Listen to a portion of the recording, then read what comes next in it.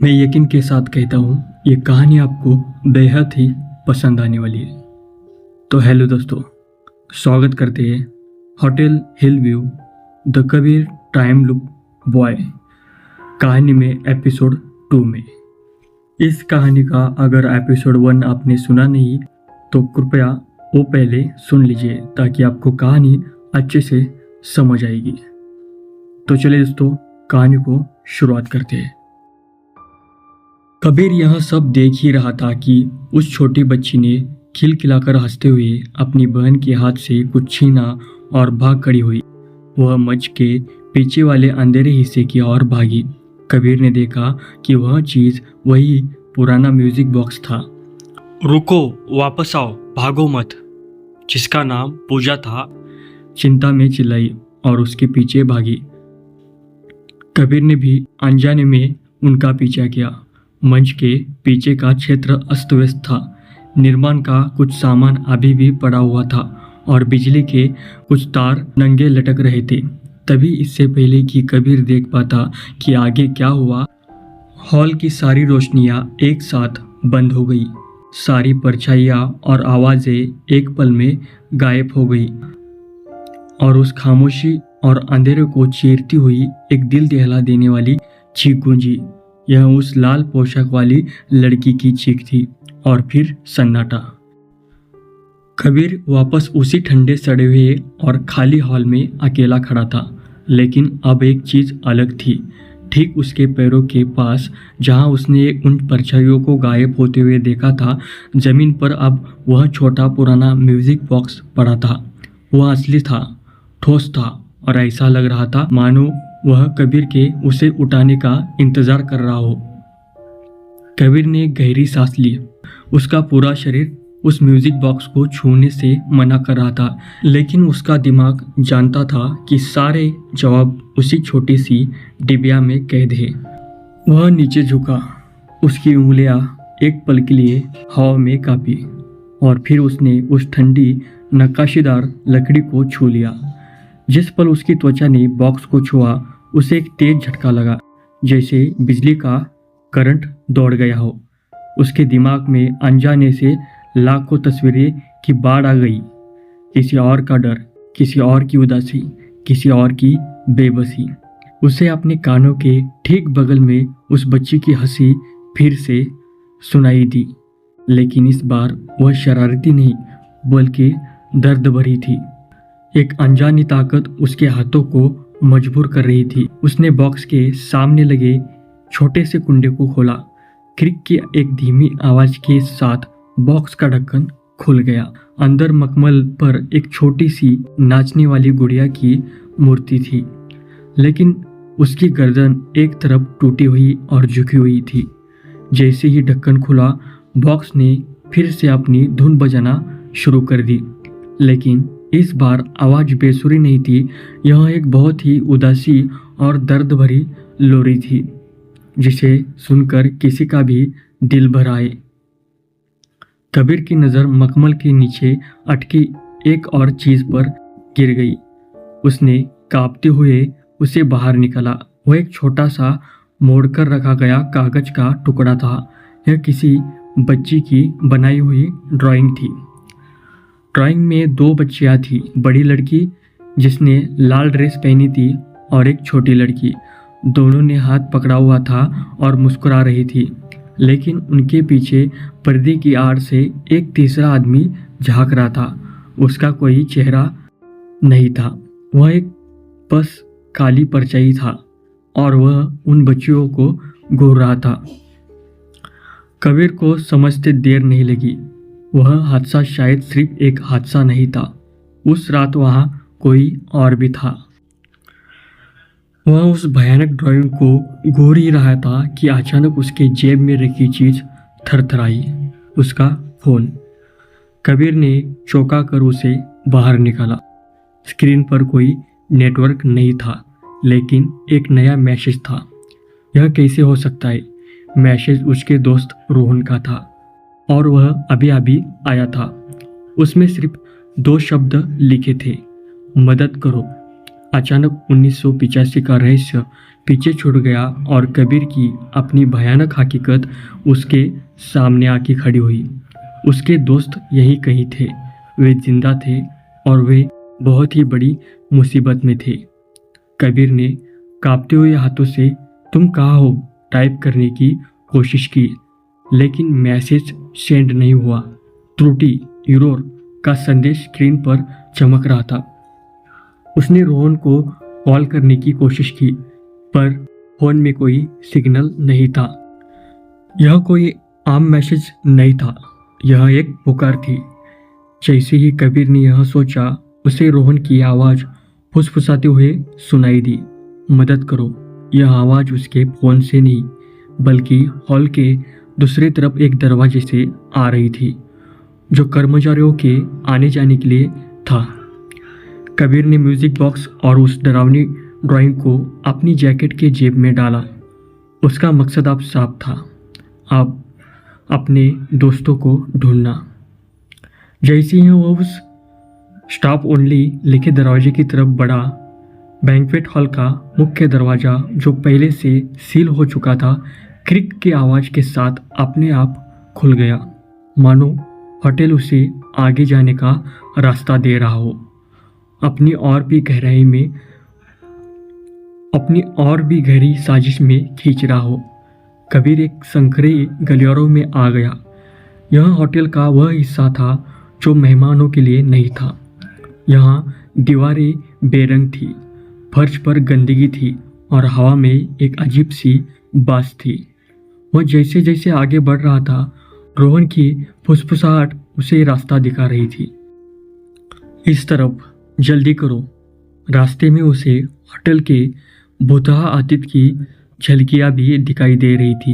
एक खाली किचन से गुजरते हुए उसे अचानक मसालों की तेज गंध आ गई और दर्जनों चाकुओं के एक साथ तेजी से कटिंग बोर्ड पर चलने की आवाज़ सुनाई दी, लेकिन वहाँ कोई नहीं था। एक लॉन्ड्री रूम के पास से गुजरते हुए उसे एक पल के लिए उस लाल ड्रेस वाली लड़की की चीख सुनाई दी थी। यह होटल अपने अतीत और वर्तमान को एक साथ जी रहा था और कबीर दोनों के बीच फंस चुका था। फुसफुसाहट उसे एक पुराने सर्विस एलिवेटर के दरवाजे पर लेकर आई। आवाज़ अब साफ थी और एलिवेटर के अंदर से आ रही थी। कबीर, मदद करो। कबीर ने एलिवेटर का बटन दबाया। ऊपर कोई बत्ती नहीं जली, लेकिन उसे एलिवेटर के शॉफ्ट के अंदर से किसी चीज़ के घसीटने की आवाज़ आई और फिर रोहन की आवाज़ चीख में बदल गई, जो नीचे गहरी खाई से आती हुई लग रही थी। कबीर, यहाँ नीचे हूँ, इस जाल में फंस गया हूँ, जल्दी। कबीर ने दरवाज़ों को हाथों से खोलने की कोशिश की। थोड़ा जोर लगाने पर पुराना दरवाज़ा एक झटके से खुल गया, लेकिन अंदर कोई एलिवेटर नहीं था। वह एक काला अंतहीन गहरा शॉफ्ट था, जिसमें से ठंडी और बदबूदार हवा आ रही थी और उस शॉफ्ट की दीवारों पर लोहे की एक पुरानी सीढ़ी नीचे की ओर जा रही थी, जो अंधेरे में गायब हो जाती। रोहन की आवाज़ उसी अंधेरे से आ रही थी। एक पल के लिए कबीर हिचकिचाया। उसका दिमाग चिल्ला रहा था कि यह एक जाल है, एक बहुत ही खतरनाक जाल। लेकिन नीचे से आती उसकी दोस्त की दर्द भरी पुकार उसके डर पर हावी हो गई। अगर रोहन को बचाने का एक प्रतिशत भी मौका था तो उसे वह लेना ही होगा। मैं आ रहा हूँ, कबीर ने शॉफ्ट की गहराई में चिल्लाकर जवाब दिया और अपने फ़ोन की टॉर्च जलाकर उसे मुंह में दबा लिया। उसने ठंडी, फिसलन भरी और जंग लगी लोहे की सीढ़ी पर अपना पहला कदम रखा। सीढ़ी उसके वजन से चर की आवाज़ के साथ कांप उठी। हवा में एक सड़न और नम मिट्टी की तेज गंध थी, जो हर कदम के साथ और भी गहरी होती जा रही थी। ऊपर गलियारों का रास्ता एक छोटे से रोशनदार की तरह सिकुड़ता गया और फिर पूरी तरह गायब हो गया। अब वह पूरी तरह से उस अंतरहीन अंधेरे में अकेला था। उसकी टॉर्च रोशनी में मुश्किल से कुछ ही फीट तक जा पा रही थी और दीवारों पर उसे अजीब सी खरोंचे और चिपचिपा काला पदार्थ रिसता हुआ दिख रहा था। रोहन की आवाज़ अब बंद हो चुकी थी। इस खामोशी ने कबीर के डर को और बढ़ा दिया। वह बस अपनी सांसों की आवाज़ और सीढ़ी के चमराने की डरावनी ध्वनि सुन सकता था। उसे लगा जैसे वह किसी होटल के बेसमेंट में नहीं बल्कि धरती के गर्भ में उतर रहा हो। काफ़ी देर तक नीचे उतरने के बाद जो उसे सदियों जैसा महसूस हुआ, आखिरकार उसके पैरों ने ठोस जमीन को छुआ। उसने अपने चारों ओर टॉर्च की रोशनी घुमाई। यह कोई बेसमेंट नहीं था, यह एक गुफा जैसी जगह थी जिसकी दीवारें खुरदरी और प्राकृतिक थी। ऐसा लग रहा था मानो होटल को किसी बहुत पुरानी प्राचीन संरचना के ऊपर बना दिया गया हो। तभी उसकी रोशनी जमीन पर पड़ी कुछ चीज़ों पर पड़ी। एक वॉलेट, चाबियों का गुच्छा और एक टूटा हुआ मोबाइल फ़ोन। कबीर का दिल डूब गया। उसने कांपते हुए वॉलेट को उठाया। वह रोहन का था। फिर उसने फ़ोन को उठाया। उसकी टूटी हुई स्क्रीन पर वही मैसेज खुला हुआ था, मदद करो। तो रोहन की पुकार सच थी। वह और शायद बाकी दोस्त भी यही नीचे लाए गए थे, पर वे अब कहाँ थे? जैसे ही कबीर यह सोच रहा था, उसे अपने ठीक पीछे से एक आवाज़ सुनाई दी। यह रोहन की आवाज़ नहीं थी। यह पत्थर के फर्श पर किसी भारी चीज़ के धीरे धीरे घिसटने की आवाज़ थी। और फिर उसके सामने वाले अंधेरे गलियारे से उसे उस म्यूजिक बॉक्स की वही उदास धुन सुनाई देने लगी। कबीर को एहसास हुआ कि वह जाल में उतर नहीं रहा था, वह तो पहले से ही जाल के अंदर ही था। असली शिकार यहीं कहीं उसके साथ उस अंधेरे में मौजूद था। कबीर दो आवाज़ों के बीच फंस खड़ा था। एक तरफ घिसटने की अनजानी आवाज़, दूसरी तरफ म्यूजिक बॉक्स की जानी पहचानी धुन। उसने एक पल के लिए सोचा, अनजान खतरे से बेहतर है उस रहस्य का पीछा किया जाए जिसका सिरा उसके हाथ में है। यह सोचकर वह सामने वाली सुरंग की ओर तेजी से भागा जहाँ से म्यूजिक बॉक्स की आवाज़ आ रही थी। उसके पीछे वही घिसटने की आवाज़ तेज हो गई, जैसे कोई उसका पीछा कर रहा हो। जैसे ही कबीर सुरंग में और गहराई में गया, उसके चारों ओर की दुनिया बदलने लगी। प्राचीन गुफा खुरदरी दीवारें के एक पल के लिए झिलमिलाई और चिकनी कंक्रीट में बदल गई, जिनसे बिजली के तार और सरिये बाहर झाँक रहे थे। उसे 1985 के मजदूरों की पारदर्शी परछाइयाँ दिखाई दी जो फावड़े से खुदाई कर रहे थे। एक मजदूर ने अपनी खाली आंखों से कबीर को घूरा और फिर वहां हवा में गायब हो गया। समय यहाँ पर टूट रहा था। सुरंग एक बड़े से कमरे में जाकर खुली।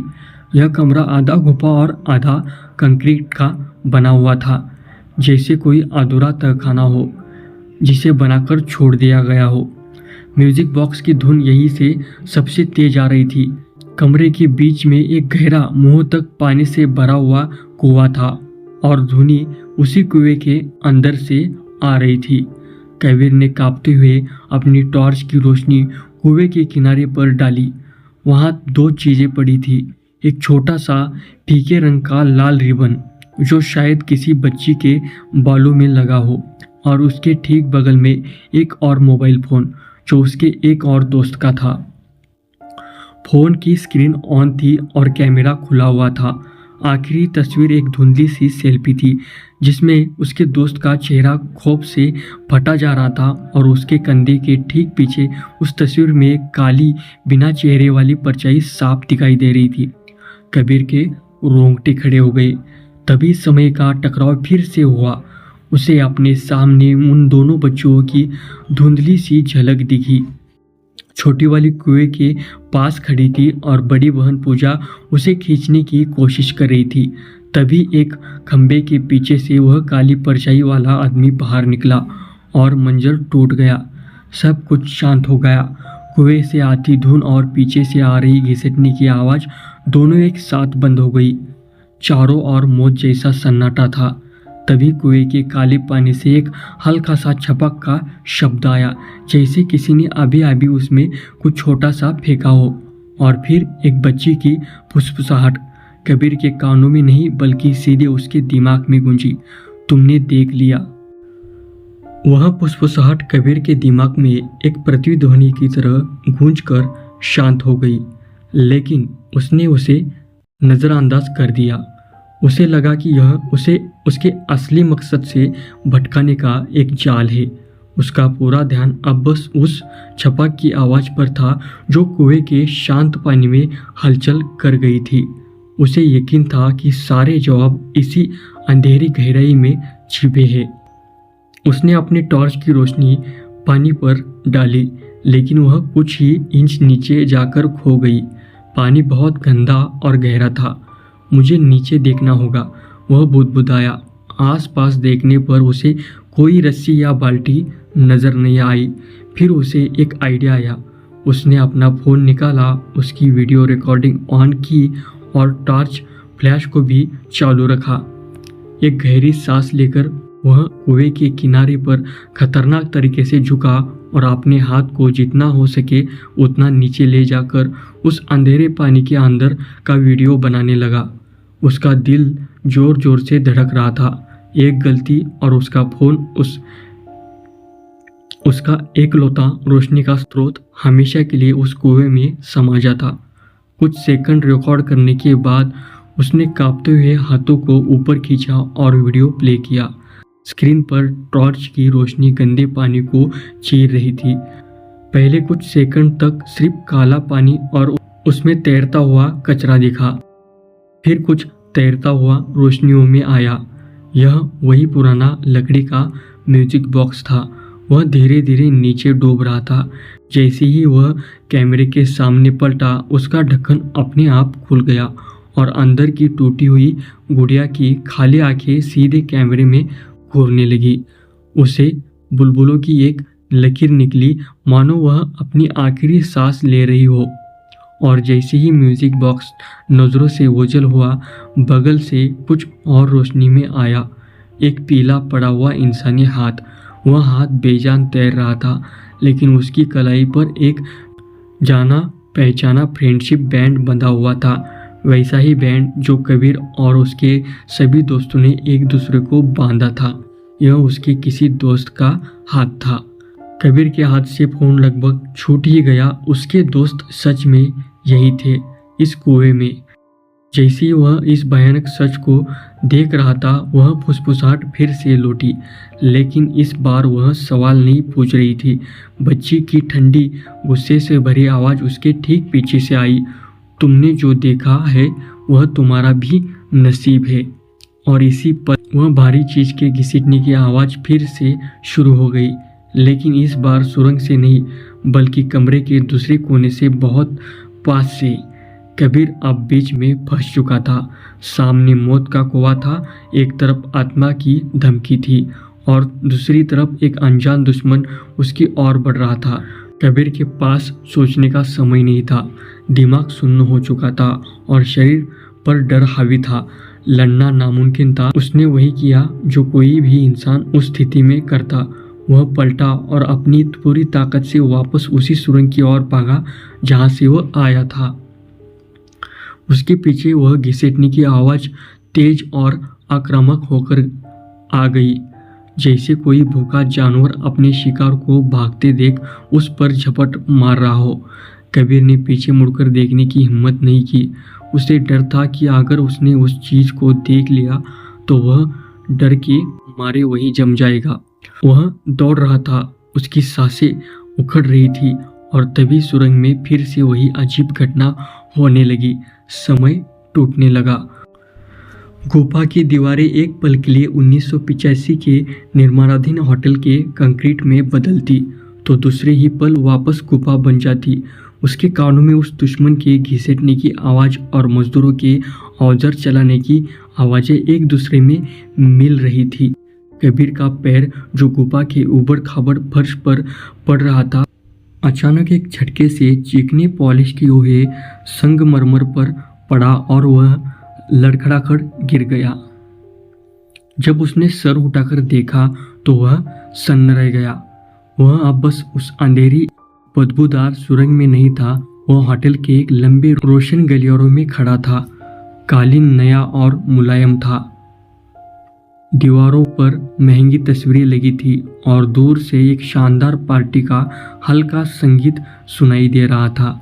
यह होटल हिल व्यू ही था, लेकिन आज का नहीं। यह 1985 का होटल था। अपने उद्घाटन की रात में कबीर ने घबराकर पीछे देखा। जिस सुरंग से वह अभी अभी बाहर निकला था वह गायब हो चुकी थी। उसकी जगह पर अब एक ठोस दीवार थी जिस पर महंगा वॉलपेपर लगा था। वापस जाने का कोई रास्ता नहीं था। वह अतीत में कैद हो चुका था। तभी उसे अपने पास से कुछ कदमों की आहट सुनाई दी। उसने जल्दी से पास के एक दरवाजे के पीछे खुद को छिपा लिया। उसने बाहर झांका। वही दोनों बहनें, बड़ी वाली पूजा लाल ड्रेस में और छोटी वाली हाथ में म्यूजिक बॉक्स लिए गलियारों से हंसते खेलते गुजर रही थी। वे परछाइयाँ नहीं बल्कि असली जिंदा इंसान थी। और उनके ठीक 10 कदम पीछे एक और आदमी चल रहा था। वह धीरे धीरे चल रहा था और उन बच्चियों को एक अजीब सी नज़र से घूर रहा था। यह वही काली परछाई वाला आदमी था, लेकिन आज पहली बार कबीर उसका चेहरा देख सकता था। वह होटल का मैनेजर था। वही मैनेजर जिसकी तस्वीर कबीर ने लॉबी में लगी पुरानी तस्वीर में देखी थी। अब कबीर को समझ आया, वह हादसा कोई हादसा नहीं था। वह एक सोची समझी साजिश थी और वह अनजाने में उस साजिश के सबसे अहम दिन उसकी सबसे भयानक रात में पहुंच चुका था। कबीर ने अपने दिल पर पत्थर रख लिया।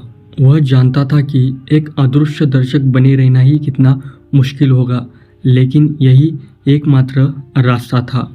उसे अपने आंखों से पूरा सच देखना था। वह परछाई की तरह दरवाजों और खंभों के पीछे छिपता हुआ उन तीनों का पीछा करने लगा। होटल अपनी पूरी शान में था। मेहमान की हंसी और संगीत की धुनें गूंज रही थी। यह सब उस भयानक सच के बिल्कुल विपरीत था जो कबीर जानता था। मैनेजर उन बच्चियों को पार्टी के शोर से दूर एक शांत गलियारों की ओर ले गया। चलो मैं तुम्हें होटल के सबसे खास जगह दिखाता हूँ, मैनेजर ने छोटी बच्ची से मुस्कुराते हुए कहा। उसकी मुस्कान में एक अजीब सी ठंडक थी। कबीर का दिल डूब गया जब उसने देखा कि मैनेजर उन्हें उसी सर्विस एलिवेटर की ओर ले जा रहा था जहां से कबीर भविष्य में नीचे उतरा था। यह सब कुछ जुड़ा हुआ था। जैसे ही वे एलिवेटर के पास पहुंचे, मैनेजर का दोस्ताना नकाब उतर गया। उसने बड़ी बहन पूजा का हाथ कसकर पकड़ लिया। यह तुम क्या कर रहे हो? छोड़ो मुझे, पूजा चिल्लाई। छोटी बहन डर के मारे रोने लगी और उसके हाथ से म्यूजिक बॉक्स छूटकर जमीन पर गिर गया। इसी छीना झपटी में मैनेजर ने पूजा को धक्का दिया। उसने उसे शॉफ्ट में नहीं बल्कि एलिवेटर के कैबिन के अंदर धकेला और बाहर से बटन दबाकर दरवाज़ा बंद कर दिया। फिर उसने कंट्रोल पैनल के साथ छेड़छाड़ की।